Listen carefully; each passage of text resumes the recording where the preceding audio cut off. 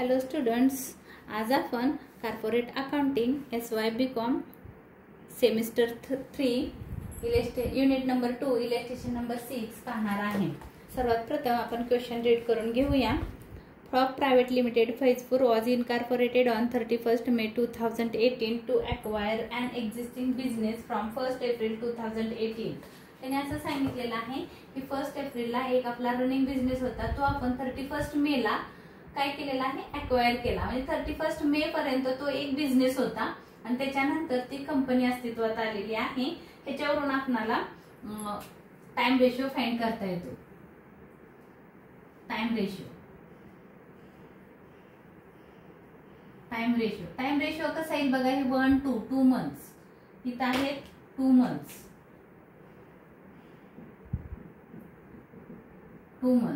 आणि ह्याच्या खाली आहे 10 मंथ्स। 1 2 3 4 5 6 7 8 9 10 इथपर्यंत तुमचे 10 मंथ्स आहेत। रेशियो आला 2:1, रेशियो आला तुमचा 2:1, 2:1, 2:10। ह्याला डिवाइड बाय 2 करा, 2 1 जा 2, 2 1 जा 2, 2 5 जा 10, 1:1:5 हा झाला तुमचा टाइम रेशियो। हा झाला तुमचा टाइम रेशियो। टाइम रेशियो आला 1:5, 1:5 टाइम रेशियो।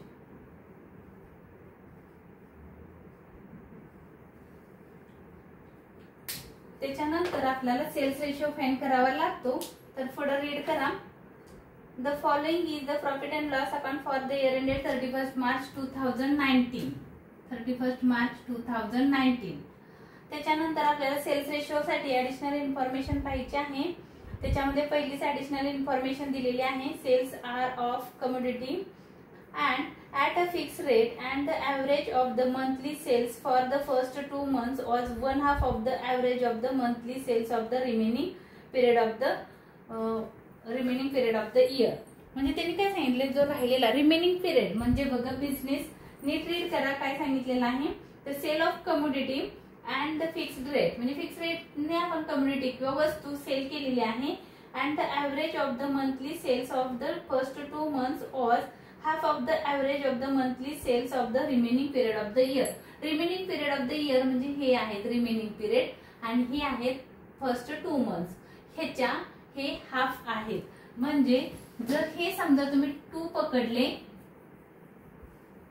तर त्याच्या हाफ हे 1 असतील। त्याला जर तुम्ही 2 पकडलं तर ह्याच्या रिमेनिंग पिरियडच्या हे हाफ आहेत।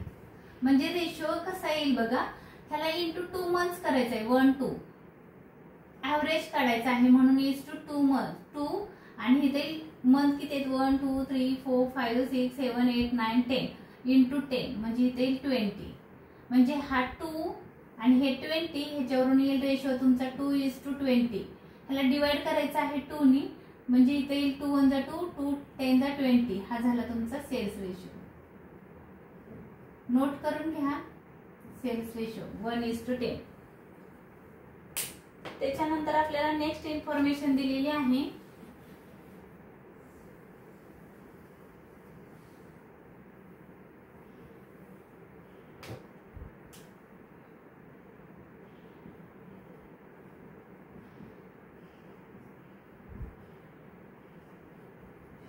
नेक्स्ट इन्फॉर्मेशन मध्ये सांगितलेलं आहे हा बिझनेस होता। त्याच्यानंतर आहे ही कंपनी होती, हे 2 मंथ्स होते आणि हे 10 मंथ्स आहेत। 2 मंथ्स आणि 10 मंथ्स। आता आपल्याला सेकंड इन्फॉर्मेशन मध्ये काय सांगितलं, purchase consideration of 90,000 was paid to vendor on 31 August 2018। म्हणजे 31 August 2018 ला आपण वेंडरला, म्हणजे जो बिझनेसचा मालक होता त्याला आपण काय केलेला आहे, इंटरेस्ट पेड केलेला आहे। म्हणजे किती महिन्याचं इंटरेस्ट आपण त्याला पेड केलं, 5 मंथ्स 1 2 3 4 5 मंथ्स। किती इंटरेस्ट पेड केलेला आहे, 5 मंथ्स इंटरेस्ट पेड केलंय। सांगितले त्यांनी पुढे इन्फॉर्मेशन मध्ये द परचेस कन्सिडरेशन म्हणजे खरेदीची किंमत होती 90,000 रुपये. 90,000 was paid to vendor on 31 August 2018. बघा त्याला किती दिले आपण, 90,000 रुपयाला त्याचा रनिंग बिझनेस परचेस केला आणि त्याच्यावर त्याला पैसे आपण कधी दिले, त्याला 90,000 रुपये ऑगस्ट मध्ये दिले. म्हणजे ऑगस्ट पर्यंत आपण त्याचा रनिंग बिझनेस चे पैसे दिलेले नाहीत, म्हणून त्याला त्याच्यावर आपण इंटरेस्ट देणार आहोत 5%. इंटू किती महिन्याचं व्याज आहे, तर 1 2 3 4 5 इंटू 5 मंथ्स.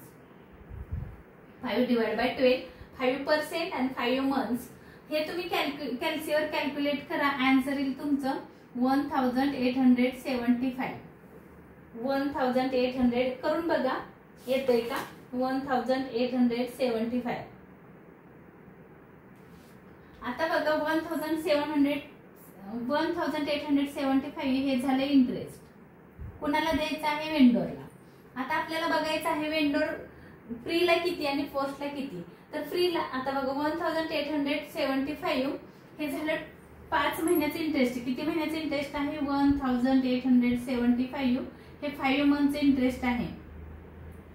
5 month interest. आपल्याला एका महिन्याचं काढावं लागेल म्हणजे त्याला इंटू 2 करावं लागेल आणि इथं 3. तर इथं बघा 5 मंथचं हे इंटरेस्ट एवढं आहे. तर एका महिन्याला किती, तुम्ही असं पण करू शकता. 1875 5 महिन्याला 100 हे रुपीज आहे आणि हे मंथ आहे. एका महिन्याला 5 महिन्याला 1875. तर एका महिन्याला किती, तर क्वेश्चन मार्क विचार टाका. त्याला रेसिप्रोकल करा. 1/5 इंटू 1875 करून बघा. ह्याचा आन्सर येईल 375 पर मंथ. कॅल्सीवर करा. एका महिन्याला 375 रुपीज. आपला बिझनेस किती महिने होता, 2 महिने होता, म्हणून 375 इंटू 2. आन्सर मध्ये बघा फ्रीला किती अमाऊंट येईल ते लिहून ठेवा. फ्रीला अमाऊंट येणार आहे तुमची 1750 फ्रीला. आणि 375 इंटू किती मंथ्स पोस्ट आहेत, 1 2 3 मंथ्स इंटू 3 मंथ्स. त्याचा आन्सर येते, तुम्ही कॅल्क्युलेट करून बघा, 1125 पोस्टला. हे मंथ आहेत, 2 मंथ्स आहेत आणि 3 पण मंथ्स आहेत. हे रुपीज आहेत. पर मंथ किती आहे, 375. तर 2 महिन्याला किती, 2 महिन्याचा इंटरेस्ट आहे, 2 महिन्याचा इंटरेस्ट आहे 750. 2 मंथ्स म्हणजे हे 2 महिने. या 2 महिन्याचं व्याज आहे 750 रुपये आणि ह्या 3 महिन्याचा इंटरेस्ट आहे 1175. तर हे तुम्ही जेव्हा तुम्ही इंटरेस्ट वेंडरला देणार आहात तेव्हा मातीत तुम्हाला हे अमाऊंट पुट करायचे आहे. नोट करून ठेवा, हे ऍक्च्युअलला येणार आहे. तर तुमच्या आपण आता क्वेश्चन रीड करूया. क्वेश्चन मध्ये आपल्याला काय करायचं आहे, कोणती अमाऊंट टाइम रेशिओ मध्ये पोस्ट लिहायची आहे, कोणती अमाऊंट कोणत्या रेशिओ मध्ये तुम्हाला डिवाइड करायचे आहे ते आपण क्वेश्चन रीड करून पाहूया. ऑफिस सॅलरी लिहून ठेवा तिथं तुमच्या टेक्स्ट बुक मध्ये. Time ratio, vendor salary, vendor म्हणजे बिझनेसच्या मालकाची सॅलरी आहे. तर बिझनेसच्या मालकाची सॅलरी प्री मध्ये, कारण तो बिझनेसचा ओनर कुठपर्यंत होती, बिझनेस होता तर 31 मे पर्यंतच बिझनेस होता. वेंडर सॅलरी प्रीला. Telegram charges, time ratio, administrative office rent, time ratio, repairs and maintenance of delivery van, sales ratio, sales tax, sales ratio, taxation provision, पोस्टला येईल डायरेक्टर फीज, पोस्टला जाईल discount on issue of shares, पोस्टला जाईल interest on purchase actual. बघा interest on purchase of purchase consideration, interest on purchase consideration हे आपण find केलेलं आहे. हे इंटरेस्ट ऑन परचेस कन्सिडरेशन आहे.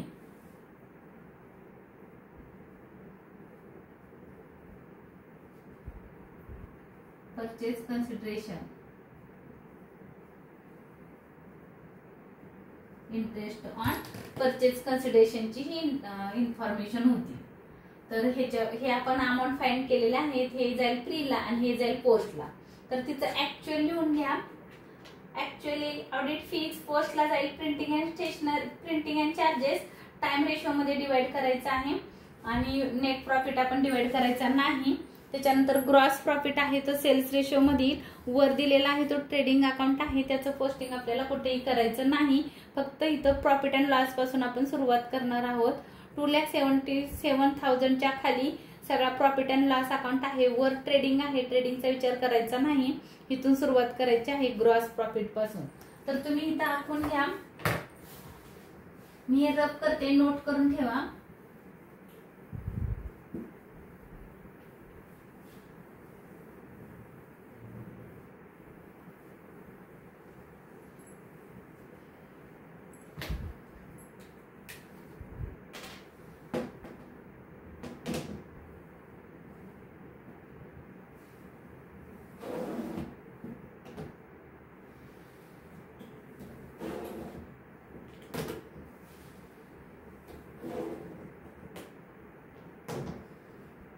माझा आखून झालेला आहे, तुम्ही पण माझ्यासोबत क्वेश्चन सॉल्व करा.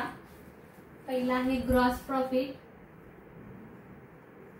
Gross profit sales ratio allocation of basis of allocation. इथं तुम्हाला लिहायचं आहे सेल्स रेशो आहे 1:10. चुकवू नका. अमाऊंट आहे 88,000. अमाऊंट आहे 88,000. 88,000 1/10 ह्याच्यामध्ये डिवाइड करायचे आहे, म्हणजे 88,000 1:10. 1/11. 11 1 11, 11 8 88. 8,000 into 1. इन्कमच्या कॉलम मध्ये इथे 8,000 आणि 8,000 into 10 80,000. 80,000. त्याच्या पुढे नेक्स्ट इन्कम साइडला काही नाहीये, फक्त ग्रॉस प्रॉफिट आहे. त्याच्यानंतर आपल्याला एक्सपेन्सेस घ्यायचे आहेत. ऑफिस सॅलरी, ऑफिस सॅलरी याची टोटल करूया अगोदर आपण. 88,000 त्याला डबल अंडरलाइन करून सोडून द्या. त्याच्यानंतर त्याच्या खाली लिहा ऑफिस सॅलरी.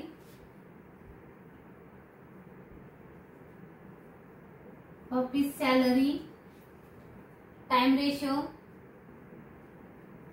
टाइम रेशो आपण काढलेला होता 1:5. 1:5. अमाऊंट बघा किती आहे ऑफिस सॅलरीची 18,000. 18,000 ह्या रेशो मध्ये डिवाइड करा. 18,000 into 1:5. 1/6. 6 3 जा 18. 3 1 जा 3. 3,000. सॉरी, एक्सपेन्सेसच्या कॉलम मध्ये 3,000 आणि 3 5 जा 15. 15,000 इथं. नेक्स्ट एक्सपेन्सेस आहे ऑफिस सॅलरी नंतर vendor salary. Vendor salary pre, इतर ऍक्च्युअल मध्ये रेशो मध्ये डॅश. प्रीला किती अमाऊंट आहे 6,000. 6,000 प्रीच्या कॉलम मध्ये, फर्स्टच्या कॉलम मध्ये अमाऊंट येणार नाही. त्याच्यानंतर टेलिग्राम चार्जेस.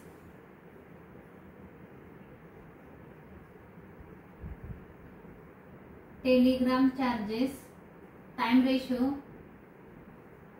1:5. 2,400. 1:5 मध्ये 2,400 डिवाइड करा. 1/6. 400 into 1 400. 400 into 5 2,000. 4 5 जा 20. Administrative office rent.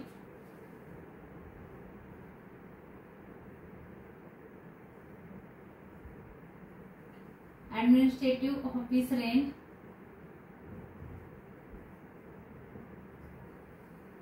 अमाऊंट आहे 3,600. टाइम रेशियो 1:5, 1:5, 3600 into 1:5, 1/6, 6 6 जा 36, 6 1 जा 600, 6 into 5, 3000. त्याच्यानंतर आहे repairs and maintenance of repairs and maintenance of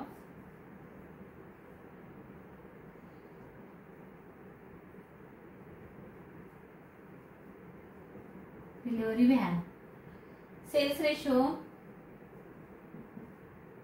sales 1:10. Amount किती आहे बघा 3300. त्याला 1:10 मध्ये डिवाइड करा. 3300 इंटू 1/11, 11 1 जा 11, 11 3 जा 33, 300 इंटू 1 300, 300 इंटू 10 3000. त्याच्यानंतर नेक्स्ट एक्सपेन्सेस आहे सेल्स टॅक्स.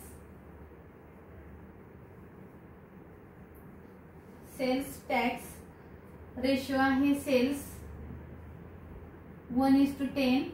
अमाऊंट चेक करा किती आहे 2200. त्याला आपण 1:10 मध्ये डिवाइड करा. 2200 इंटू 1/11, 11 1 जा 11, 11 2 जा 22, 200 इंटू 2 200, 200 इंटू 10 2000. सेल्स टॅक्स नंतर आहे टॅक्सेशन प्रोव्हिजन.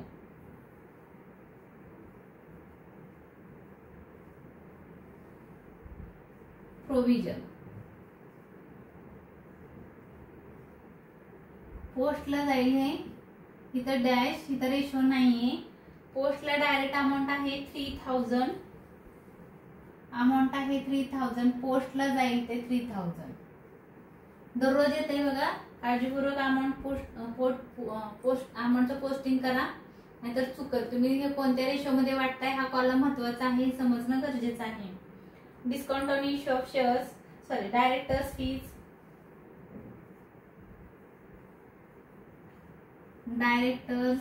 फीज. डायरेक्टरची फी आहे 4000.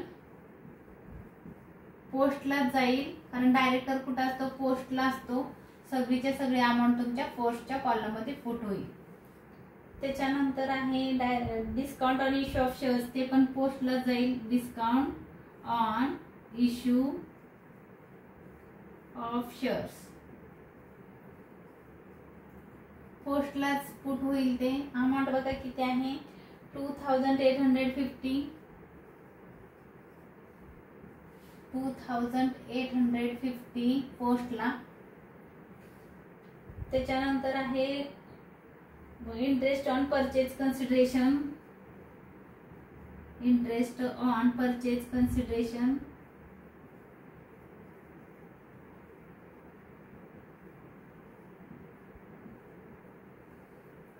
ऍक्च्युअल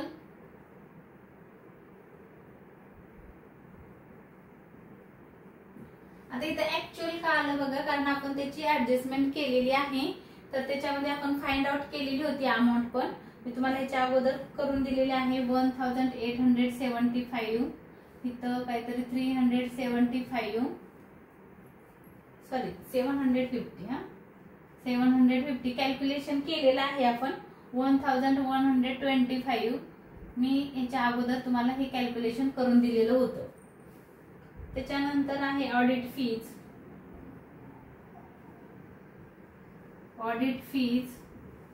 ऑडिट फीची अमाऊंट आहे 4775. 4775. आता हे ऑडिट फी पोस्टला जाईल, कारण कंपनीचं ऑडिट होतं, बिझनेसचं नाही. प्रिंटिंग स्टेशनरी चार्जेस,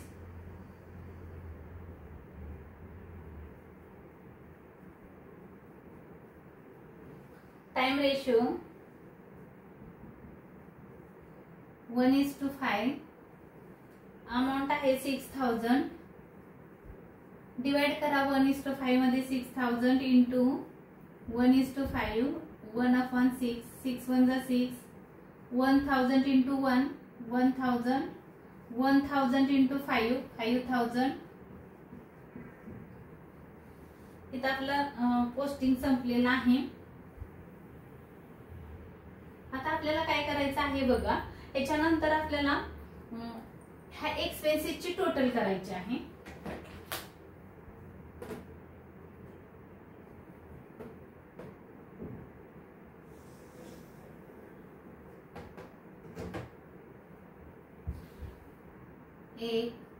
इथून टोटल करायचे 18,000, 6,000, 2,400, 3,600, 3,300, 2,200, 3,000, 4,000, 2,850, 1,875, 4,750 आणि 6,000. ह्याची टोटल आहे 58,000. तुम्ही कॅल्सीवर करू शकता. ह्या एक्सपेन्सेसची टोटल करा. ह्या एक्सपेन्सेस इथं आहेत 8,000. थोडस बघा, इथं काय झालेलं आहे 8,000 तुमचं इन्कम आहे. 6 3 9 इथंच तुमचं बघा जास्त झालेलं आहे. 9 10 म्हणजे हे जवळजवळ आहे ना. एक्सपेन्सेस जास्त आहेत इन्कम पेक्षा, म्हणजे इथं लॉस आहे. तुमच्या लक्षात यायला पाहिजे इथं इन्कम किती आहे बघा 8,000, लॉस तुमचा 8,000 पेक्षा जास्त आहे. लॉस आहे तुमचा 12,250. हा लॉस आहे. एक्सपेन्सेस जास्त आहेत इन्कम पेक्षा, म्हणून मी इन्कमची टोटल नाही केली, एक्सपेन्सेसची टोटल केली. याच्या अगोदरच्या व्हिडिओमध्ये आपण इन्कमची टोटल करत होतो. बट इथं बघा, इथं पण 80,000. इथे इन्कम बघा किती येत आहे. मला वाटतंय इन्कम जास्त आहे. इथं एक्सपेन्सेस आहे 45,750. हे एक्सपेन्सेसची टोटल केली आपण. त्याच्यानंतर थोडीशी जागा म्हणजे सोडायची आहे. बरोबर आहे, थोडीशी जागा सोडू आपण इथं.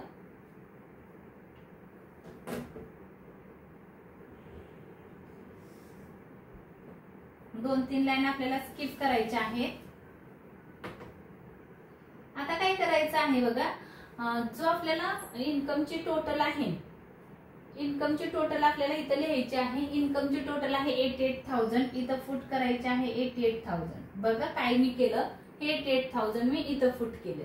आता हे जे एक्सपेन्सेसची टोटल आहे ही जास्त आहे, जी जास्त आहे ती लिहायची 12,250. ही जास्त आहे. हीच अमाऊंट बघा, हीच अमाऊंट आपल्याला इथं पुट करायची आहे 12,250. आणि मग काय करायचं आहे, जी जास्त आहे तिला आपण पुट करायचं आहे. मोठी कोणती अमाऊंट आहे तर एक्सपेन्सेसची मोठी अमाऊंट आहे, म्हणून आपण एक्सपेन्सेसची अमाऊंट आपण पुट केली. तर डिफरन्स इथे येणार नाही, इथे येईल, कारण हे 12,250 मधून 8,000 गेले. 8 आणि 4 12, 4,250 डिफरन्स येईल. 4,250 डिफरन्स किती आला 4,250. इन्कमच्या कॉलम मध्ये डिफरन्स आलेला आहे, तर त्याला नाव द्यायचं आहे कॅपिटल. नेचर कुठला आहे कॅपिटल. नंतर जो आपण सेम वे इथं पण तसंच करायचं आहे. ह्याची टोटल 80,000 जास्त आहे इन्कमची. आता इन्कमची टोटल जास्त आहे, त्याच्यातून ही अमाऊंट मायनस करायची. ही अमाऊंट मायनस करायची किती येते बघा, इथं पण 80च लिहायचं आहे. दोन्ही बाजू इक्वल पाहिजे.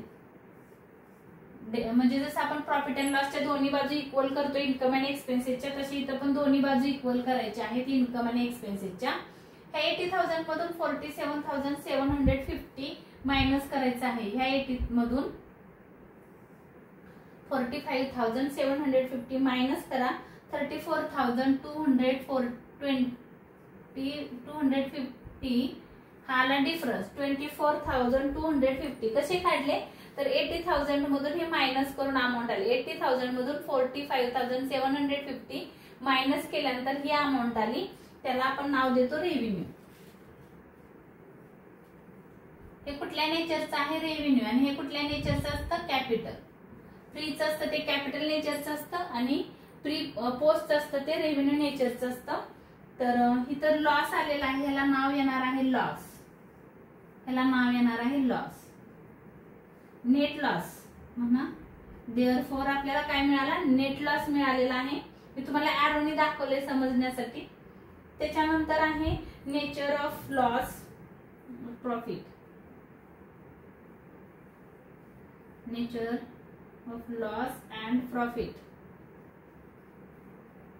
नेचर सांगितलेलं आहे त्याचं कुठल्या नेचरचं आहे. लॉस, एकाचा लॉस आहे आणि एकाचा प्रॉफिट आहे. प्रीला लॉस होता आणि पोस्टला प्रॉफिट आहे, रेव्हेन्यू प्रॉफिट झालेला आहे. कारण बघा इन्कम जास्त आहे 80,000 आणि एक्सपेन्सेस 47,750 आहेत. तर आपल्याला पहिल्या ह्याच्यामध्ये प्री मध्ये लॉस झाला म्हणून मी इथं लिहिलं नेट लॉस आणि दुसऱ्याला लॉस अँड प्रॉफिट लिहिते. थांबा, लॉस अँड प्रॉफिट. एकाला प्रॉफिट झालंय, कंपनीला प्रॉफिट झालंय आणि बिझनेसला लॉस झालेला आहे. तर इथं आपलं आन्सर संपलं, पण आपल्याला थोडंसं कॅल्क्युलेशन करायला त्यांनी सांगितलेलं आहे. खाली बघा, थोडं रीड करा क्वेश्चन. खाली सांगितलं you are required to prepare statement showing profit and loss prior to and post incorporation together with the accounting treatment of the same. इथं अकाउंटिंग ट्रीटमेंट तुम्हाला विचारलेले आहेत आणि हे प्रॉफिट अँड लॉसचा स्टेटमेंट शो करायचं आहे. Profit prior to and post इनकॉर्पोरेशनचं हे स्टेटमेंट आपण तयार केलेलं आहे. हे स्टेटमेंट तयार झाल्यानंतर आपल्याला काय करायचं आहे, अकाउंटिंग नेचर त्याने असं विचारलेलं आहे की तुम्ही काय करा, अकाउंटिंग ट्रीटमेंट सांगा. अकाउंटिंग ट्रीटमेंट मग ह्याच्यामध्ये काय होतं तुम्हाला थोडंसं एक पेज सांगते. एका पेजवर ह्याच्या अकाउंटिंग ट्रीटमेंट आहेत. प्रॉफिट झाल्यानंतर कोणत्या ट्रीटमेंट असतात, लॉस झाल्यानंतर कोणत्या ट्रीटमेंट असतात. पेज नंबर आहे 2.10. पेज नंबर आहे 2.10. ह्याच्यामध्ये अकाउंटिंग ट्रीटमेंट तुम्हाला दिलेले आहेत. तर लॉस झाल्यानंतर काय ट्रीटमेंट येतात ते इथं सांगितलेलं आहे बघा. Any loss of any loss prior to incorporation may be debited with as follows: debit to goodwill account, debit to capital reserve account and debit to suspense account. हे झाली तुमची the accounting treatment of profit prior incorporation. तर आता इथं आपल्याला एवढंच लक्षात ठेवायचं आहे लॉस झाल्यानंतर कोणती ट्रीटमेंट येते. तर पेज नंबर 2.10 वर तुम्हाला सांगितलेलं आहे आणि तुमच्या आन्सरच्या खाली पण त्यांनी सांगितलेलं आहे काय काय डेबिट होतं आणि काय क्रेडिट होतं. तर इथं अकाउंटिंग ट्रीटमेंट दिली द लॉस सफर्ड प्रॉफिट. हे काय लिहायची गरज नाही, फक्त इथं लिहायचे accounting treatment debit to goodwill account, debit to capital reserve, debit to suspense account. आणि त्याच्यानंतर तुम्हाला इथं खाली लिहायचं आहे. ही झाली लॉसची ट्रीटमेंट. खाली प्रॉफिट झालेला होता कोणाला, कंपनीला, म्हणून इथं लिहिले the profit earn post incorporation 34,250. हा प्रॉफिट झालेला आहे. कधी झालेला आहे तर कंपनी जेव्हा इनकॉर्पोरेशन झालेली होती. पोस्ट इनकॉर्पोरेशनचा प्रॉफिट आहे. Are termed as revenue profit which may be available for distribution of dividend. म्हणजे हा जो काय झालेला आहे, हा प्रॉफिट झालेला आहे. हा जो प्रॉफिट आहे तो शेअर होल्डरांना डिव्हिडंड डिस्ट्रीब्यूट करण्यासाठी अवेलेबल आहे. म्हणजे हा प्रॉफिटचा उपयोग आपण कशासाठी करायचा आहे तर शेअर होल्डरांना डिव्हिडंड देण्यासाठी. तर एवढं त्याच्या आन्सरच्या खाली तुम्हाला लिहिणं गरजेचं आहे. हा व्हिडिओ आवडला असेल तर लाईक करा, शेअर करा, सबस्क्राईब करायला विसरू नका. धन्यवाद.